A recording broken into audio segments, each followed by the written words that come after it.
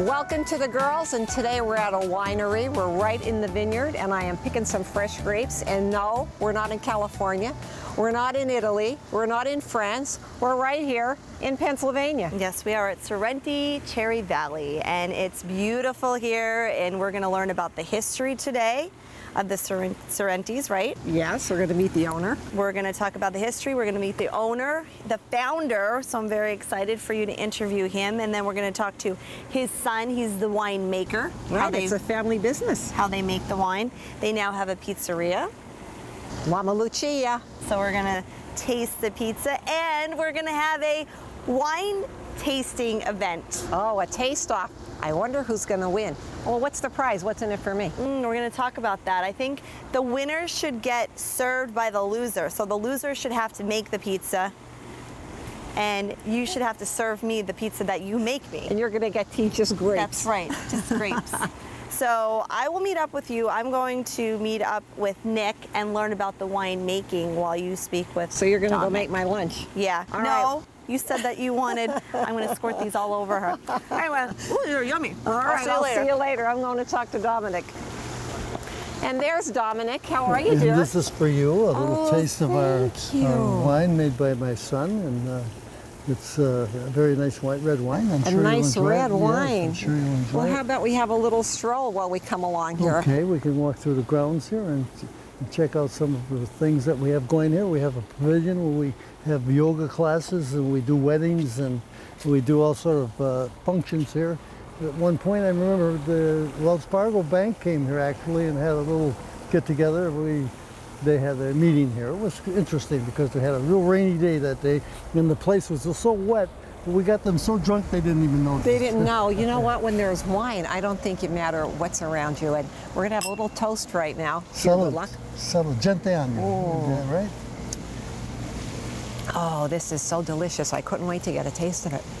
Yeah. You are living and working in one of the most beautiful, nourishing industries, I think, because not only in wine is there truth, but it's also very nourishing for your heart and your mind and your soul. You get to grow the grape, make the wine, and then drink the wine, the product, with your family. Tell me about how all of this got started. You came from Italy? Well, my family was from Italy, from Calabria, and they migrated, however, to Milwaukee, Wisconsin, of all places. In fact, everybody is so surprised with my beautiful name, Domenico Sorrenti. You know, they say, you must be Italian. No, I am. My parents were pure Italian, and I guess you could say I am too. But they came to Milwaukee, and I used to join my mother, who was an elegant woman who used to help Dad make wine, and they dragged me down, and I'd be cleaning the barrels, and I learned to make wine in the basement, like so many other Italians. We'd make a barrel or two every year, and all the Italians would get together in the neighborhood, send off to California to buy a boxcar full of grapes. And then they would get the grapes that come in, and the whole Italian neighborhood would get together and get all the grapes, and we'd all go to one guy's house who had the press, and they'd get the bocce balls out and have bocce and all that. So and much that was fun. Yeah, that was how I got into it, and eventually graduated from making barrels to making tanks. And that's what I do now. I think we did last year 12,000 gallons. So you learned from your father and all of your uncles and everybody in the family, and now you're teaching your son as well.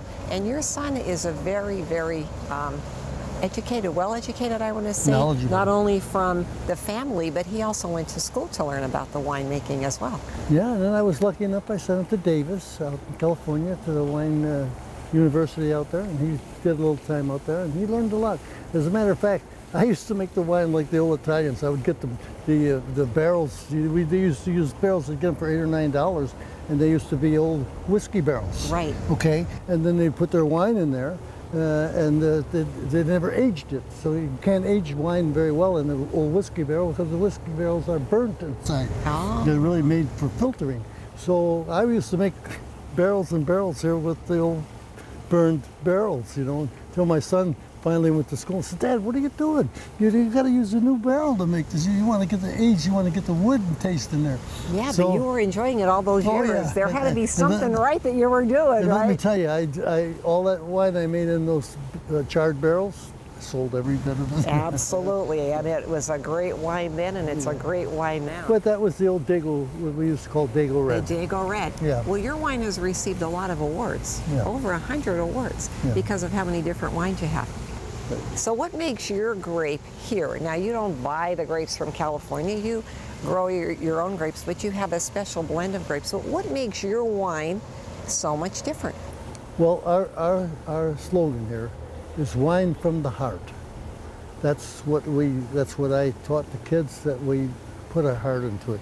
My mom, you know, probably much like your parents, they made spaghetti, but you know, it wasn't exactly the same every time. Exactly. My mom, I'd walk down and she'd be singing in Italian, and she'd be making pasta, you know, and it was different, but she'd put her heart into it. Exactly. And that's the same way I feel about the wine. When we make the wine here, we actually love doing it, and we put our love into the wine, and we pass that on. I mean, I know that might sound... It sounds perfect, because you could feel the love. I don't know if you've ever heard of that song, Can You Feel the Love? And you could feel it, you could taste it, and the warmth of the wine with the warmth of the family is synonymous here. It's a beautiful day to come and visit at Sorrenti. You have so many things that go on here. It's so family oriented. It's not just for people over 21 who want to enjoy a glass of wine, but it's a beautiful day to come and do a tasting, have the family, and the grounds are beautiful. As you mentioned before, you have different events that you have here, and you do weddings and everything here as well. We do weddings, we do it all. And now, just recently, we added the pizza parlor. Oh, and the pizza, and it's Mama Lucia. Now, who's Mama Lucia? Mama Lucia was my mother. Your mother. Lucia. Okay. A saint. You know, all Italian guys call their Santa mother. Lucia. How many saints do we have in the world? They're all saints to put up with these guys. Yeah, they're all saints. Anyway, it's so true. She was a woman, she taught me so much. She taught me how to make wine. My mom was the person that taught me how to cook, a little bit of cooking that I do. And in Milwaukee, what do you think? We owned the pizza parlor. I guess we you did. had the first pizza parlor in Milwaukee. And You this had was to make back the in Italian food, right? Yeah, 1940, way back then. We were delivering the first delivery and everything. So we were very industrious. And it has much to do with my parents and how they grew up in Italy. They were always trying to do their best. And you know, the Calabrese, they had testaduras. They used to call them testaduras because the territory where they lived was very difficult to grow things and to do, but they dealt with it and they made it happen. You know, and it was it's beautiful to even think about them nowadays. My mom's been gone a long time, but still she's on my brain every night. You know what? They're never gone. They're still always in there. All the things they instilled. I remember growing up in a neighborhood with my grandfather, also from Italy, and we lived in a row house all together. All those different sons had the house, and my grandfather, of course, made wine. But at lunchtime as a young girl, I'd go and sit with Grandpa, and we would have lunch with the provolone and the bread and the meat, and we'd always get a glass of wine. So I wasn't raised on milk, I was raised on wine. He'd water it down a little bit, of course, for me.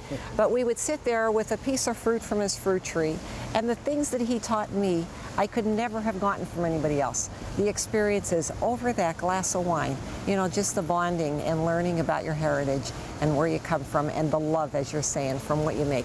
You don't have much, but what you had, you enjoyed. Yeah, we got to carry the tradition on. And that's what you're doing here, carrying on the tradition here at Sorrenti. The young kids got to pick up on that and realize how tough it was for those old guys to come all the way from Italy, not a dime in their pocket, to get on a ship, not having money for passage, working their way across, coming to the United States without a penny. Without a penny. Could you imagine doing that? Can you imagine? I can't even think of myself. I can't imagine leaving the house without everything. Exactly. So you know, we got to remember them, and we have to cherish their memory, because they've taught us so much into how it is to be an entrepreneur and how to do things and how to go and become something out of nothing. They started with so many Italians, and not just Italians, but so many immigrants came over. Every immigrant. Right. They came over and they did their best to make America wonderful, and we should never forget that. And we should never forget it. And you're passing it along down to the next generation now. Your son, Nicholas. Dominic, little Dominic. Yeah. We're going to go and meet up with him later. So right now we're going to finish enjoying our wine on the grounds. Salud, the Chindan.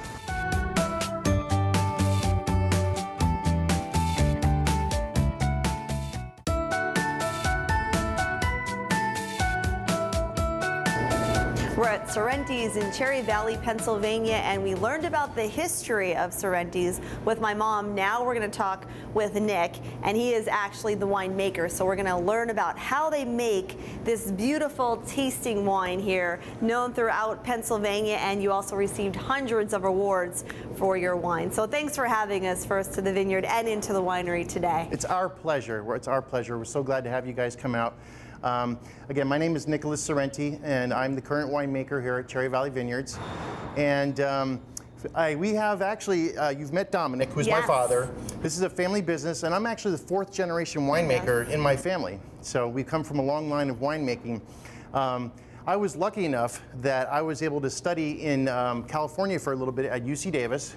And then I also was able to train my palate, so to speak, in France and Italy as well. But I'll tell you, everything that I learned working with my dad has been the biggest education of everything. It's the best. And in fact, I think what makes our wine so good now is my father has a bit of an old world traditional winemaking sort of philosophy. And I learned some of the newer technology in winemaking now in California, but he keeps me in check. Right. So when I first came on board, I wanted to get the new press and the new bottling line, everything new. And he said, "No, you got to slow down, Nicky, you got to slow down."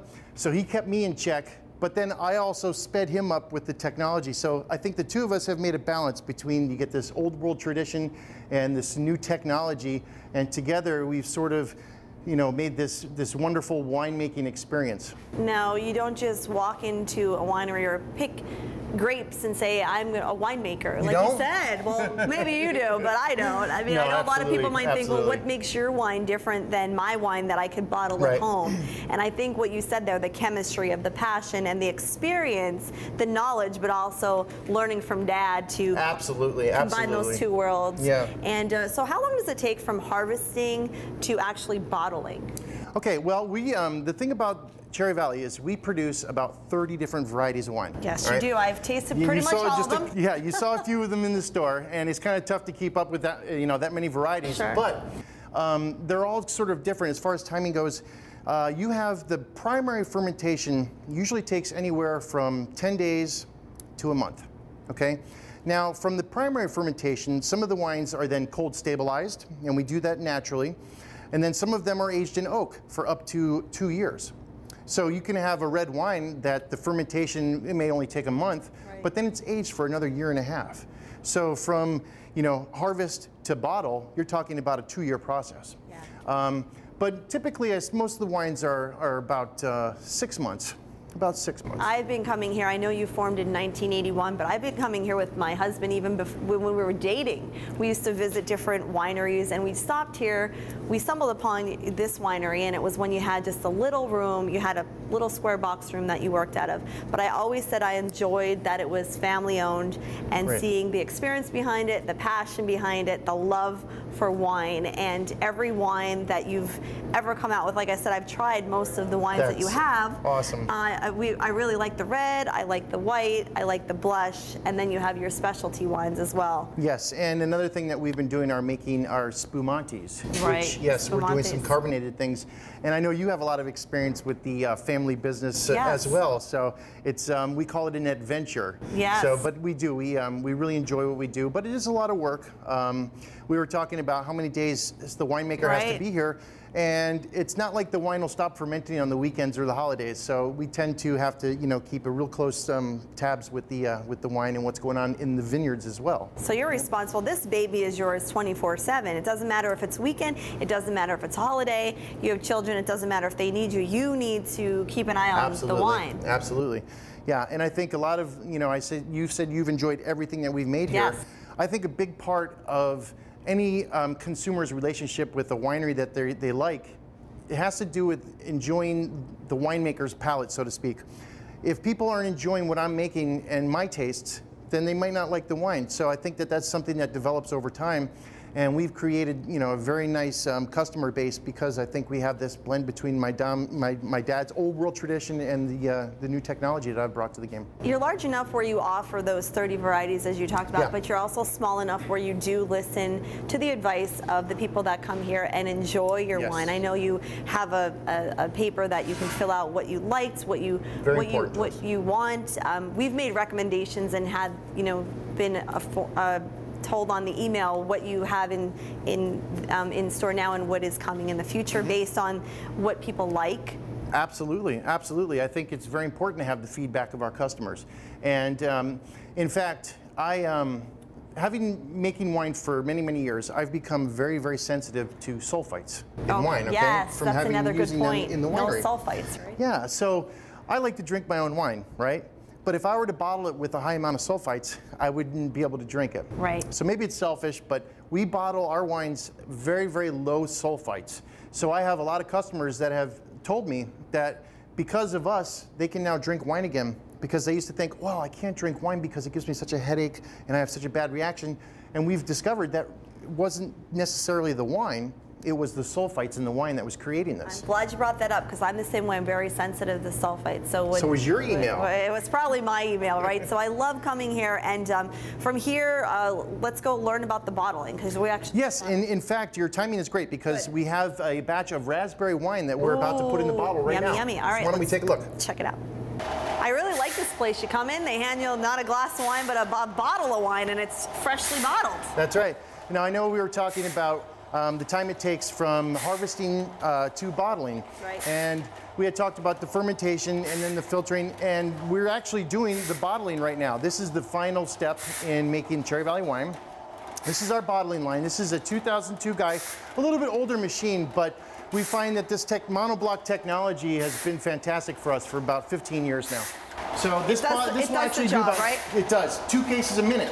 Wow. So it doesn't seem like it's all that fast, but when you're here doing it, it gets going. So somebody will load the bottles down on this end. As they go around, the bottles will fill up with wine.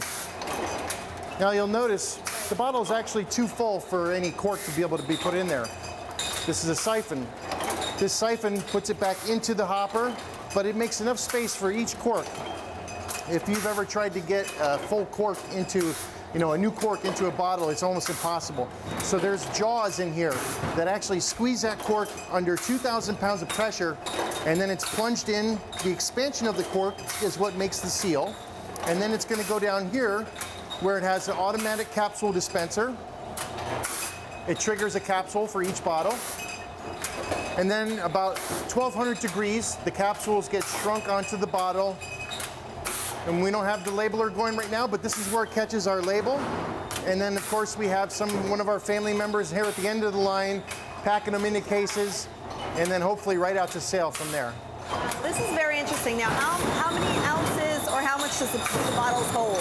This is a 375 milliliter, which is called a split bottle because it's half the size of a regular bottle. So this is a 375 ml. Well, very well. Thank you for showing us how we make the wine. Now we're going to speak with Alicia when we come back. My mom and I are going to have a little taste-off, so we're going to see, and whoever loses has to make the other one a pizza to eat here today. So that sounds like a lot of fun. Yay. All right, we'll see you then. All right.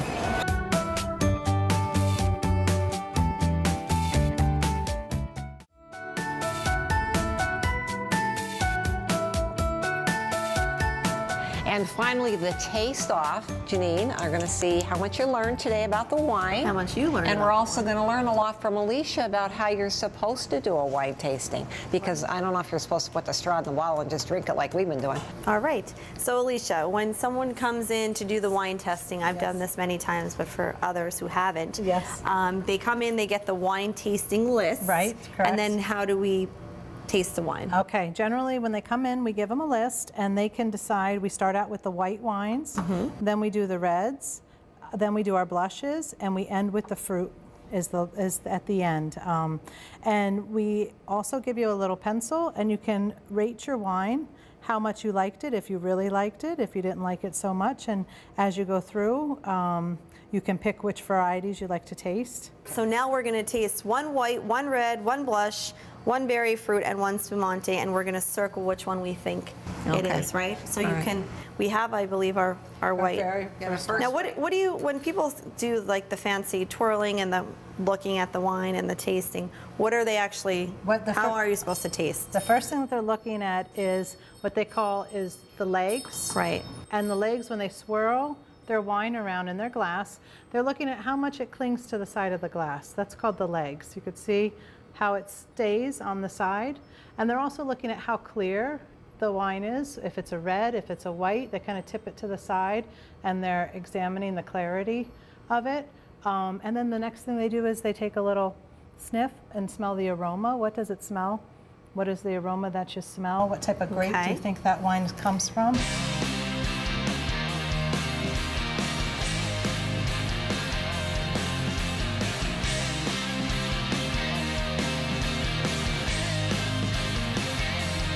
Okay. All of these taste We're great. getting a Okay, wrap up. now it's time All for the right, wrap so up. you Let's can see tell how us- well we did with the All right, quiz. white wine, it was. Yes.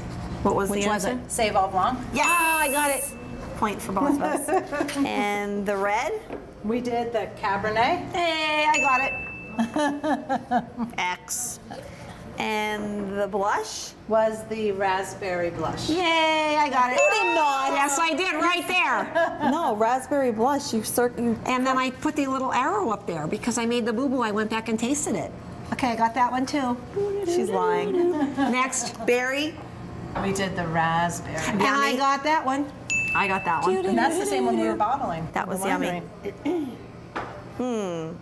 White What was mango. the last one? Yeah, the last one was easy, right? Because that was No, white. I got It was raspberry. white. White mango. When I put the raspberry, because you know what, I'm like, at the end, everything tasted like raspberries to me. So I have 1, 2, 3, 4 correct. How many do you have? It's a tie. That is. Oh, sure. Look it. It's always a tie. Look it. All right. Yeah, Mommy will serve you again as usual. How about we Always. split a pizza? All right. How about we split a bottle?